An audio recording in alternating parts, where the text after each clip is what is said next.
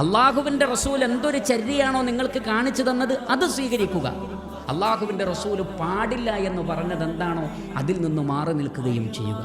നബി സല്ലല്ലാഹു അലൈഹി വസല്ലമയിൽ നിന്ന് നമുക്ക് സ്വീകരിക്കാനുള്ളത് എന്താണ്? പ്രവാചകന്റെ ചര്യയാണ്. വഖൈറുൽ ഹദി ഹദി മുഹമ്മദിൻ സല്ലല്ലാഹു അലൈഹി വസല്ലം. ചര്യകളിൽ ഏറ്റവും നല്ല ചര്യ റസൂലുള്ളാഹിയുടെ ചര്യയാണ്.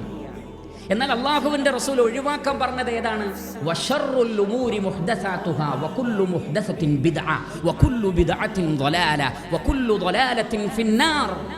എന്നാൽ മതത്തിൽ അള്ളാഹുവിൻ്റെ റസൂല് പഠിപ്പിക്കാത്ത എന്തെല്ലാം കാര്യങ്ങളുണ്ടോ അതൊക്കെ ഏറ്റവും മോശമായ കാര്യങ്ങളാണ്, ബിദ്അത്തുകളാണ്, വഴികേടുകളാണ്. വഴികേടുകളെല്ലാം നരകത്തിലാണ്. ആ പാത പിൻപറ്റാൻ പാടില്ല. മറിച്ച് അള്ളാഹുവിൻ്റെ റസൂലിനോട് സ്നേഹം കാണിക്കേണ്ടത് നബി സല്ലല്ലാഹു അലൈഹി വസല്ലമയുടെ ചര്യയെ പിൻപറ്റിക്കൊണ്ടാണ്. ഖുൽ ഇൻ കുൻതും തുഹിബ്ബൂനല്ലാഹ ഫത്തബിഊനി യുഹ്ബിബുകുമുല്ലാഹ് വയഗ്ഫിർ ലക്കും ദുനൂബക്കും. നിങ്ങൾക്ക് അള്ളാഹുവിനോട് ഇഷ്ടമുണ്ടെങ്കിൽ എൻ്റെ ചര്യയെ പിൻപറ്റുക. പ്രവാചകന്റെ സുന്നത്തിനെയാണ് പിൻപറ്റേണ്ടത്, ബിദ്അത്തുകളെ അല്ല.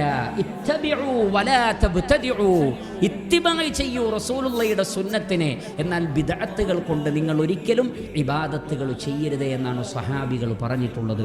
അതുകൊണ്ട് ആ പ്രവാചകന്റെ ചര്യകളെ മുറുകെ പിടിച്ചുകൊണ്ട് കാരുണ്യത്തിൻ്റെ പ്രവാചകനായ മുഹമ്മദ് നബി സല്ലല്ലാഹു അലൈഹി വസല്ലമയുടെ ചര്യകളെ, സുന്നത്തുകളെ, സന്ദേശങ്ങളെ ലോകത്ത് പ്രചരിപ്പിച്ചുകൊണ്ട് ആ മഹാനായ പ്രവാചകനെ നമ്മൾ ഇത്തിബാഅ് ചെയ്യുക, സ്നേഹിക്കുക.